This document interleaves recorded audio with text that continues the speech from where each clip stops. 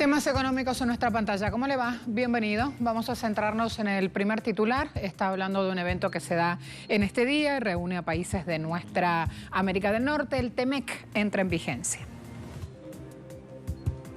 OIT dice 400 millones de empleos se han perdido producto de la pandemia primera mitad de este año.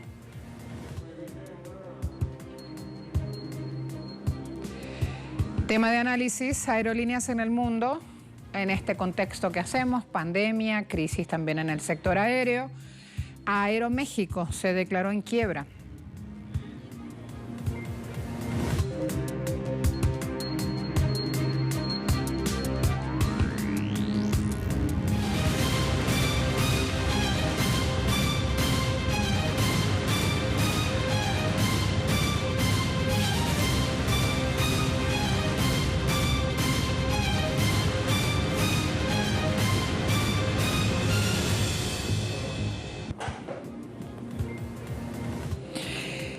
Ni la pandemia pudo parar lo inminente. Norteamérica inicia una nueva era de libre comercio este miércoles con la entrada en vigencia del TEMEC, el acuerdo que moderniza el Telecán. La activación se da en un escenario complejo en las fronteras entre los tres socios parcialmente cerradas y las economías en recesión, producto de esta pandemia, cuando ya sabemos que en verdad antes de la pandemia había sectores de la salud completamente desfinanciados.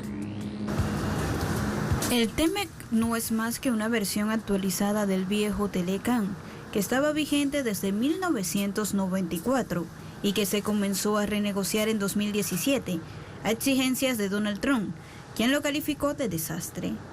Las tres partes aseguran que es un buen trato para los ciudadanos de esa región, donde habitan unas 500 millones de personas y donde se mueve anualmente más de $1 billón por concepto de transacciones comerciales en medio de un escenario normal.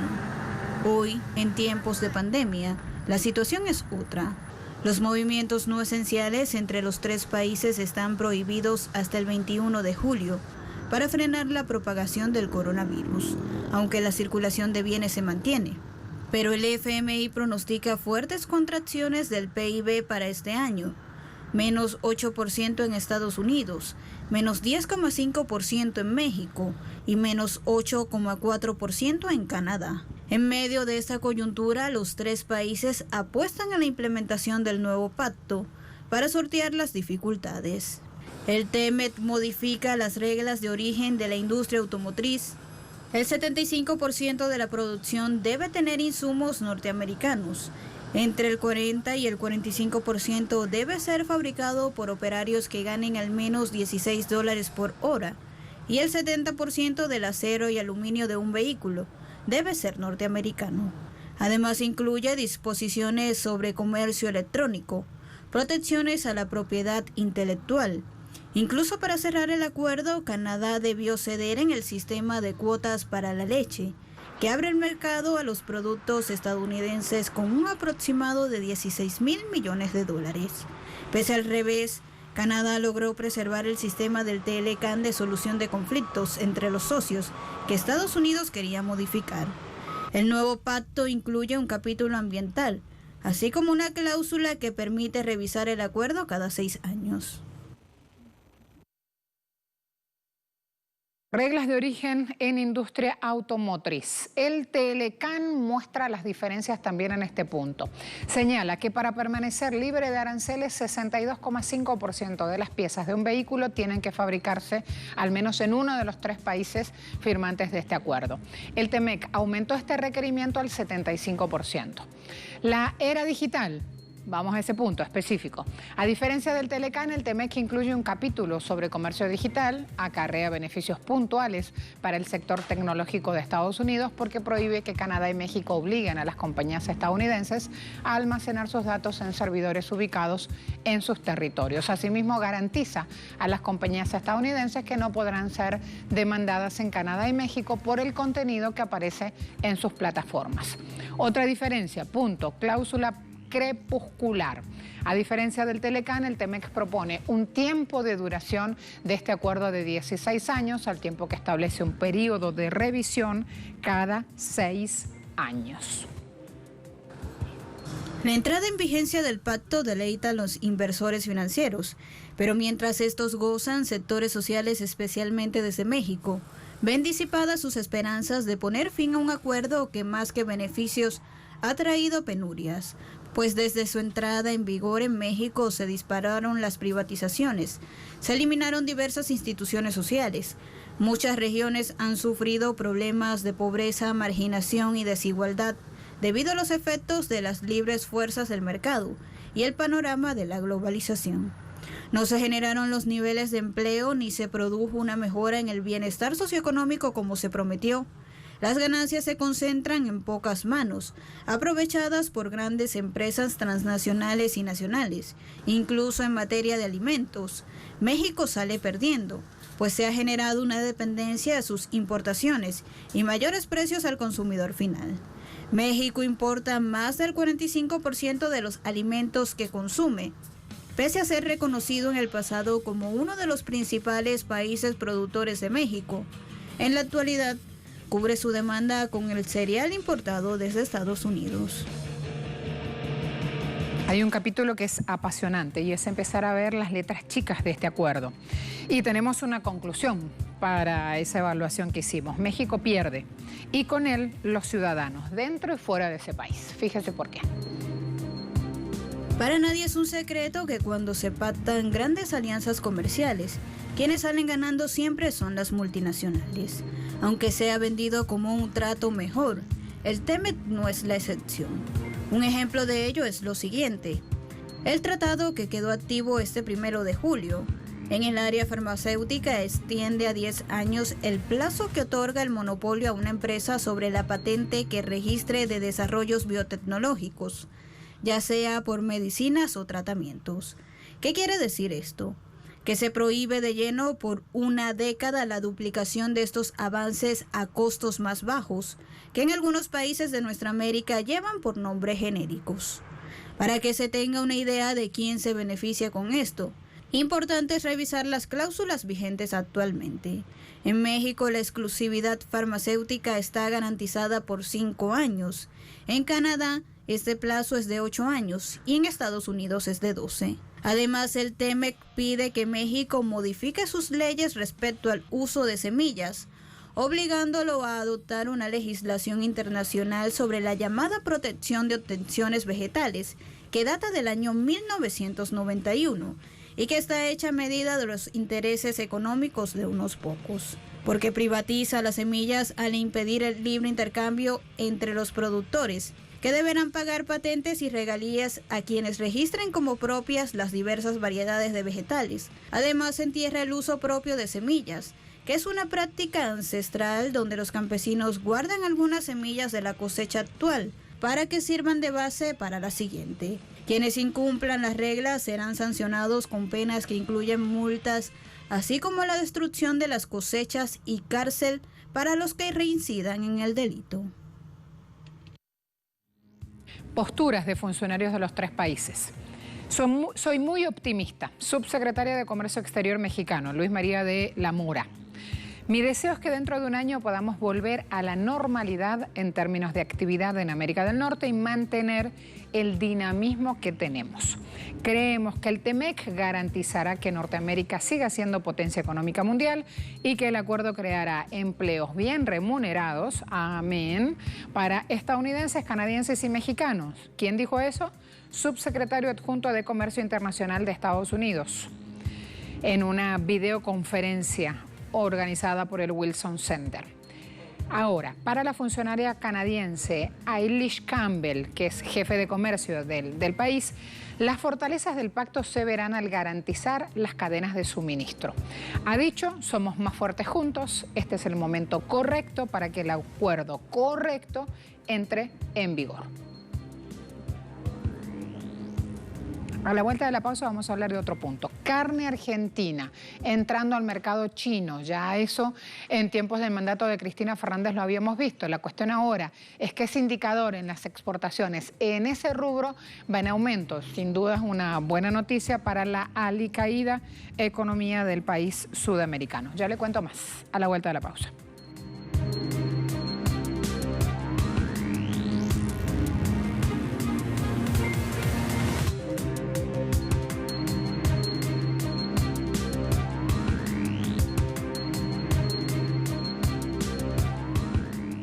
La carne premium de Argentina cautiva el paladar del mercado chino. Esa carne que es justamente tan rica y tan deliciosa que es imposible para el bolsillo del consumidor local.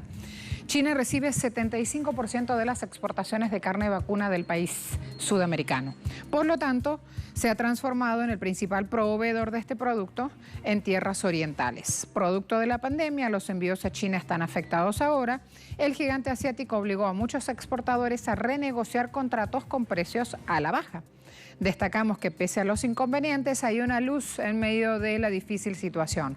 Jorge Romero, gerente de exportaciones de uno de los grupos claves en este sector, que se dedica a vender cortes premium de carne vacuna desde hace más de 25 años y desde el 2013 a China, dijo que encontraron un nuevo cliente para venta de carne Angus certificada. Se trata de una empresa hispano-china dedicada a la introducción de alimentos y vinos de la más alta calidad en restaurantes y tiendas de lujo. El nombre de esa empresa es Yerui Industry.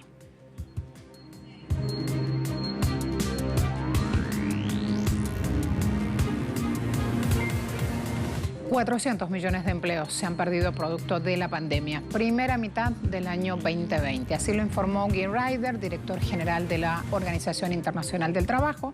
En un nuevo estudio, el organismo estimó a mediados de año las horas de trabajo globales habían bajado un 14% en comparación con diciembre pasado, y esto equivale a la suma de 400 millones de empleos a tiempo completo.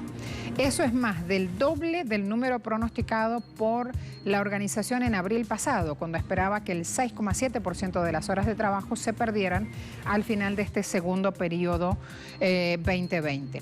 De igual forma, es mucho más alto que la estimación de la OIT a fin de mayo, cuando se esperaba que esas horas de trabajo fueran del 10,7%.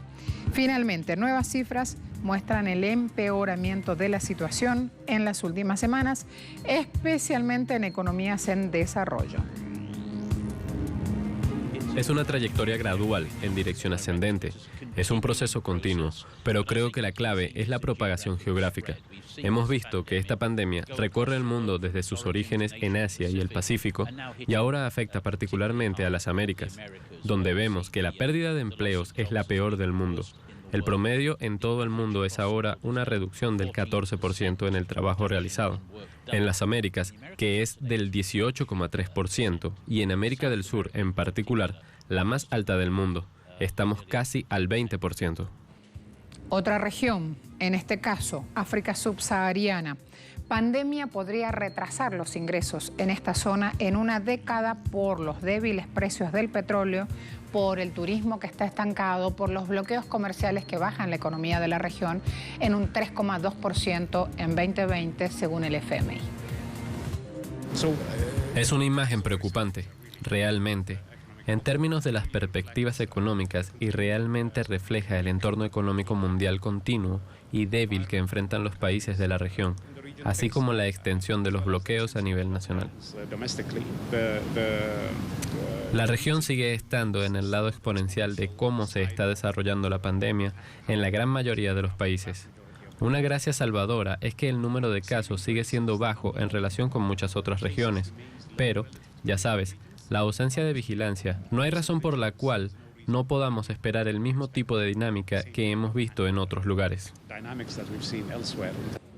El continente está lidiando con más de 383.000 casos de coronavirus, según Centros de Control y Prevención de Enfermedades de África. De acuerdo al FMI, en África subsahariana, específicamente, la recesión mundial causará una caída en el ingreso per cápita de hasta 15% en todos los países a excepción de 2, colocando a la región en una situación en la que estaba hace 10 años atrás. Con los precios del petróleo bajos en todo el mundo, los exportadores de crudo están afectados. Se espera que Nigeria disminuya 5,4% y Angola 4,0%, su quinto año consecutivo de contracción económica. Incluso las economías diversificadas sufrirán. Se espera que el PIB de Etiopía crezca solo 1,9%, año fiscal 2020, y luego se estanque completamente el año siguiente. Siempre según la misma fuente, estamos dando datos del FMI. Sudáfrica, la economía más industrializada del continente, quien tiene también el mayor número de infectados por coronavirus, se contraerá 8,0% este 2020 por la situación que estamos atravesando todos. Dijimos, un panorama global complicado y además hay un sector que está literalmente parado en tierra. Hablo del tema de las aeronáuticas y ya les voy a contar el comunicado que dio Air France, donde anuncia su quiebra.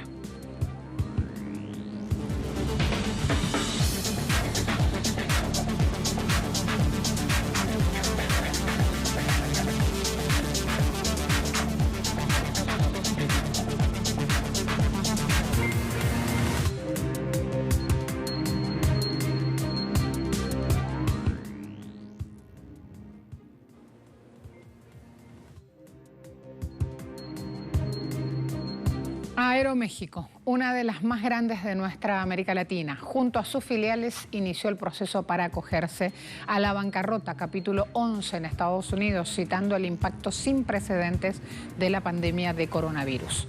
La empresa había negado en el pasado que se fuera a acoger a este proceso y afirmó que estaba identificando fuentes adicionales de financiamiento para reforzar sus flujos operativos, flujos que hoy no pueden ser mantenidos. Recibió antes apoyo financiero por parte de la sociedad de inversión canadiense Aimia por $100 millones, pero ahora se hace efectivo lo presumido. Las voces que andaban dando la vuelta por allí tuvieron razón. Andrés Conesa, director general de la compañía, salió a justificar la decisión empresarial explicando que la industria de las aerolíneas enfrenta desafíos sin precedentes, consecuencias justamente de las restricciones en vuelos y viajes como medida de contención del virus. La empresa explicó que este proceso, capítulo 11, está diseñado para que las compañías puedan mantener operaciones, por lo que todos los vuelos, reservas, vouchers electrónicos y puntos Premier se mantienen vigentes incluso este mes de julio. Aeroméxico incrementará su presencia en el mercado doméstico a casi el doble de vuelos en comparación con el mes previo. En Europa, el grupo Air France planea recortar más de 7.500 empleos para finales de 2022, incluidos 6.560 en la compañía tricolor y más de 1.000 en la compañía regional O. Así lo indicaron fuentes sindicales a AFP. La aerolínea insignia de Francia, parte del grupo Air France KLM, proyecta reducir su tamaño y abandonar las rutas nacionales francesas que generan pérdidas tras el profundo impacto de la pandemia en los viajes internacionales. Air France declinó hacer comentarios sobre los planes. Se espera que se reúna con los representantes de sus empleados este viernes. Alrededor de 3.500 empleos se recortarán mediante procedimientos tales como jubilaciones y la no cobertura de puestos vacantes. Los despidos se dan pese a que la compañía ha recibido 10.400 millones de euros en concepto de rescates estatales para hacer frente a la pandemia, incluida una contribución de 3.400 millones por parte de Países Bajos, anunciada la semana pasada. Air France se suma así a la lista de aerolíneas que recortan sus plantillas. British Airways eliminará 12.000 puestos y EasyJet 4.500, que representan el 30% de sus respectivas fuerzas laborales. Lufthansa Group también recortará el equivalente a 22.000 puestos a tiempo completo, o el 16% de su plantilla.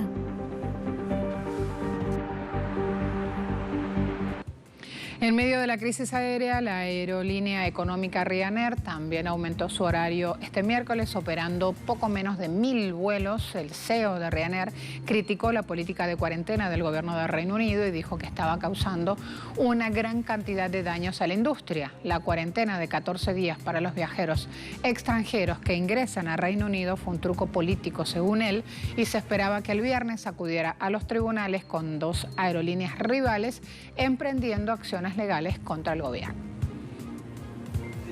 Quiero decir, esta es la recesión más devastadora que ha visto la industria de las aerolíneas en sus 100 años de historia. Lo pongo en algún contexto. Después de los ataques terroristas del 11 de septiembre, en Nueva York, las aerolíneas estuvieron en tierra durante 4 días. Con el COVID-19 llevamos castigado 4 meses.